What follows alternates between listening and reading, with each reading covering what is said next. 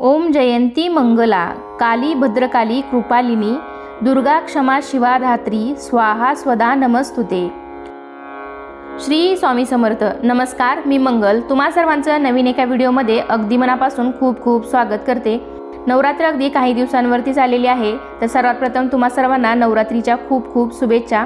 तर आजच्या व्हिडिओमध्ये आपण अखंड दिवा का लावावा, कधी लावावा, कसा लावावा, दिवा लावताना कोणत्या चुका करू नयेत, दिवा तेलाचा लावावा की तुपाचा, दिव्याची दिशा कोणती असावी, अखंड दिव्यासाठी वात किती मोठी घ्यावी, कारण 9 दिवसामध्ये हा दिवा आपल्याला तेवत ठेवायचा असतो, त्याची वात बदलली जात नाही। तर त्यामुळे दिव्यासाठी, अखंड दिव्यासाठी वात किती मोठी घ्यावी, तसेच दिव्याचे संपूर्ण नियम आजच्या व्हिडिओमध्ये आपण पाहणार आहोत।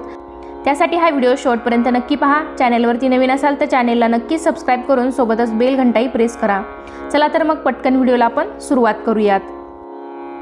यावर्षी नवरात्रीची सुरुवात ही 15 ऑक्टोबरपासून होणार आहे, म्हणजेच नवरात्रीचा पहिला दिवस 15 ऑक्टोबर रोजी आहे आणि या दिवशीच आपल्याकडे घटस्थापना केली जाते आणि आपल्या मनोइच्छित मनोकामना किंवा आपल्या जी इच्छा आहे, जो संकल्प करून आपण या दिवशी अखंड दिवा प्रज्वलित करतो आणि मग घटस्थापना करत असतो।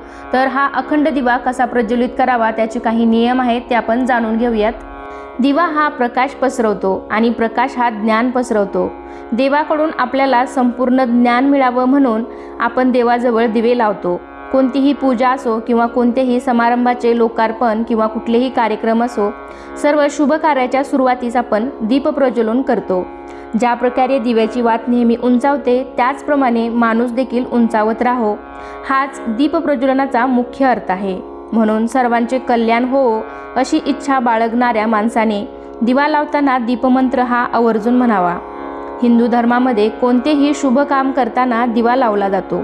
सकाळ किंवा संध्याकाळ पूजा करताना सुद्धा आपण दिवा लावतो। शास्त्रानुसार नवरात्रामध्ये अखंड दिवा लावण्यापूर्वी आपण मनात काहीतरी संकल्प घेतो आणि देवी आईला विनवणी करतो की आमच्या सर्व इच्छा पूर्ण होऊ दे। म्हणजेच मनामध्ये काहीतरी संकल्प घेऊन आपल्या मनोकामना किंवा आपल्या ज्या इच्छा आहेत त्या पूर्ण होण्यासाठी आपण अखंड दीप प्रज्वलित करत असतो। तर हा संकल्प घेऊन आपल्याला या दिवशी नवरात्रामध्ये दीप प्रज्वलन करायचं आहे, म्हणजेच अखंड दिवा लावायचा आहे। तर अखंड दिवा कधीही जमिनीवर ठेवू नये। नवरात्रीच्या पहिल्या दिवशी घटस्थापना करतो, तर त्या दिवशीच आपल्याला हा अखंड दिवा प्रज्वलित करायचा आहे। तर हा प्रज्वलित करत असताना सर्वात प्रथम जिथे तुम्ही पूजा करणार आहात ती जागा स्वच्छ पाण्याने पुसून घ्या। त्यानंतर हळदी कुंकवाने स्वस्तिक काढून त्यावरती चौरंग किंवा पाट ठेवा। त्यावरती एखादं लाल वस्त्र अंथरून घ्या आणि त्यानंतर तुम्ही हा दिवा प्रज्वलित करणार आहात, घटस्थापना करणार आहात। तर त्या ठिकाणी देवी आईच्या समोर, म्हणजेच दुर्गा देवीच्या समोर जर आपण जमिनीवर दिवा ठेवत आहात, तो जमिनीवर कधीही ठेवू नये। तर त्याआधी असं तांदळानं तुम्ही अष्टदल कमल काढायचं आहे आणि त्यानंतर त्याच्यावरती दिवा तुम्हाला ठेवायचा आहे। तर हे अष्टदल कमल तुम्ही तांदळाने काढू शकता, रंगीत तांदळाने काढू शकता, हळदी कुंकवाने काढू शकता, तसेच रांगोळीने काढू शकता। तर हे अष्टदल कमल तांदूळ हे शुभ आहेत, त्यामुळे शक्यतो तांदळानेच अष्टदल कमल काढायचं आहे। ज्याप्रमाणे मी तुम्हाला व्हिडिओमध्ये दाखवलेलं आहे अगदी त्याप्रमाणेच सोपी पद्धत आहे। तुम्ही जर लक्षपूर्वक नीट पाहिलं तर तुम्हाला लगेच काढता येईल। जर तुम्हाला नाही जमलं तर तुम्ही स्वस्तिकसुद्धा काढू शकता किंवा तांदळांचं गोल सर्कल जरी काढलं तरी चालेल। तर मी व्हिडिओ दाखवल्याप्रमाणे तुम्हाला 8 पाकळ्यांचं असं अष्टदल कमल काढायचं आहे। त्यानंतर हळदी कुंकवाने त्यावरती रेघा ओढून घ्यायचे आहेत। तरी ते अष्टदल कमल तयार झालेलं आहे आणि या दिवशी तुम्हाला दिवा जो लावायचा आहे तर तो तुम्ही पितळेचा किंवा इतर धातूचा तुम्ही वापरू शकता। नसेल तुमच्याकडे तर तुम्ही मातीचा दिवा या दिवशी वापरला तरीही चालेल। तर असा माझ्याकडे मातीचा दिवा आहे। शक्यतो मोठा दिवा घ्यायचा आहे, माझ्याकडे जो छोटा आहे मी ते दाखवण्यासाठी घेतला आहे। आणि मातीचा दिवा घेत असाल तर तुम्ही रात्रभर किंवा कमीत कमी 2 तास तरी पाण्यात भिजत ठेवायचा आहे, जेणेकरून हा दिवा 9 दिवस तेवत ठेवणार आहात तुम्ही। मातीचा दिवा पाण्यात भिजल्यामुळे त्यातून बाहेर आपण जे तेल ओतणार आहोत तर ते तेल बाहेर येणार नाही आणि आपला दिव्याखाली जे आपण कपडा अंथरलेला असतो तो सुद्धा खराब होणार नाही। तर त्यासाठी तुम्ही पितळेचा दिवा वापरला किंवा मातीचा जरी वापरला तर स्टीलची एक छोटीशी प्लेट त्याच्याखाली नक्कीच ठेवायची आहे। हा अखंड दिवा तेवत ठेवण्यासाठी वात बनवायची आहे। तर वात ही तुम्ही कापूस आपल्याकडे असतो, तर कापसापासून जरी तुम्ही अशी वळली वात, 9 दिवस ही वात आपल्याला तेवत ठेवायची आहे. दिवा विझू नसतो द्यायचा, तर त्यामुळे वातसुद्धा मोठीच पाहिजे. मोठी म्हणजे 1.25 हाताची वात आपल्याला घ्यायची आहे, किंवा मग रक्षासूत्र म्हणजेच धागा असतो, तर तो धागासुद्धा तुम्ही घेतला तरीही चालेल. तर ही अशी माझी वात वळून झालेली आहे.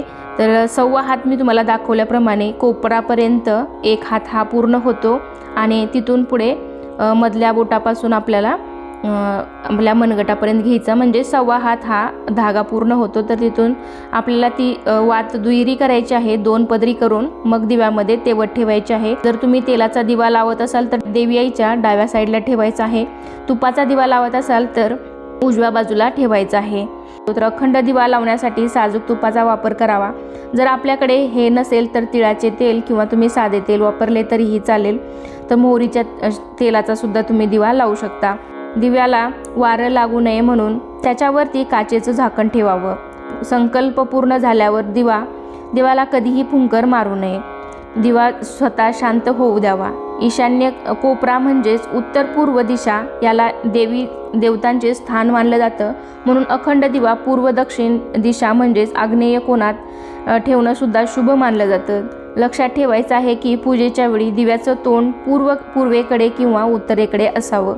अखंड दिवा तेवण्यापूर्वी हात जोडून श्री गणेश, देवी दुर्गा आणि भगवान शंकरांची पूजा करावी. दिवा लावताना मनातल्या मनात आपल्या इच्छेबद्दल, संकल्पाबद्दल देवी आईला विनवणी करावी की पूजेच्या सांगतासह माझ्या सर्व इच्छा पूर्ण होत, सर्व माझ्या मनोकामना पूर्ण होत. आणि देवी आईचा या दिवशी तुम्हाला मंत्र म्हणायचा आहे. मी स्टार्टिंगला पण तुम्हाला म्हणून दाखवलेला आहे. ओम जयंती मंगला काली भद्रकाली कृपालिनी दुर्गा क्षमा शिवा धात्री स्वाहा स्वधा नमस्तुते. किंवा तुम्ही मग शुभम करोती कल्याणम आरोग्यम सुखसंपदा दुष्टबुद्धी विनाशाय दीपज्योती नमस्तुते. शुभम करोती कल्याणम आरोग्यम धनसंपदा शत्रुबुद्धी विनाशाय दीपकाय नमस्तुते. हा मंत्र म्हणला तरीही चालेल. कोणत्याही शुभ काम करण्याच्या पूर्वी दिवा लावताना या मंत्राचे जप केल्याने त्वरित यश प्राप्ती होते असं म्हटलं जातं. त्यामुळे शक्यतो जो मंत्र आपल्याला येईल त्या दिवशी नक्कीच म्हणायचा आहे. नवरात्रामध्ये अखंड दिवा का ठेवला जातो, तर आपल्या हिंदू धर्मामध्ये नवरात्राला खूप महत्त्व आहे. आपण वर्षातून 2 वेळा देवीची उपासना करतो. नवरात्रीत देवी आईला प्रसन्न करण्यासाठी भक्त भाविक घटस्थापना करतात. अखंड दिवा, जागरण, गोंधळ या सर्व गोष्टी नवरात्रामध्ये करत असतात. नवरात्रीच्या 9 दिवसात आपण घरात घटस्थापना आणि अखंड दिवा लावतो. या अखंड दिव्याला न विझू देता तेवत ठेवण्याचा नियम आहे. हा अखंड दिवा लावल्यावर आपण त्याला एकटे सोडू शकत नाही आणि त्याला विझू द्यायचे नाही. जर का हा दिवा विझला तर ते वाईट मानले जाते. तर दिवा हा विझला तर दुसऱ्या दिव्यानेच त्याला प्रज्वलित करायचं आहे. जर दिवा विझला तर घाबरून जाऊ नये किंवा टेन्शन घेऊ नये. नवरात्रीत 9 दिवस दिवा तेवत ठेवणे याला अखंड दिवा म्हणतात. असे मानले जाते की नवरात्रीत दिवा तेवत ठेवल्यानं घरामध्ये सौख्य, शांतता, समृद्धी बनून राहते आणि सर्व कार्य पूर्ण सिद्ध होतात. म्हणून नवरात्रीच्या पहिल्या दिवशी संकल्प घेऊन अखंड दिवा हा लावायचा आहे आणि त्याच्या नियमांचं सुद्धा संरक्षण करायचं आहे, नियमांचं पालन सुद्धा करायचं आहे. आजच्या व्हिडिओमध्ये आपण नवरात्रामध्ये अखंड दिवा का, कधी आणि कसा लावावा, दिवा लावताना कोणत्या चुका करू नयेत, दिवा तेलाचा की तुपाचा लावावा, दिशा कोणती असावी, अखंड दिव्यासाठी वात किती मोठी घ्यावी, दिवा जमिनीवर ठेवावा की नाही, दिवा विझल्यानंतर काय करावं, दिवा विझू नये यासाठी काय करावं, याची संपूर्ण माहिती, संपूर्ण नियम आजच्या व्हिडिओमध्ये पाहिलेले आहे. तर आजचा हा व्हिडिओ तुम्हाला कसा वाटला नक्कीच मला कमेंटद्वारे सांगा आणि असे छान छान माहितीपूर्ण व्हिडिओ पाहण्यासाठी चॅनलला नक्कीच सबस्क्राईब करा. चला तर मग पुन्हा भेटूया अशाच एका छानशा आणि माहितीपूर्ण व्हिडिओमध्ये. तोपर्यंत धन्यवाद. श्री स्वामी समर्थ.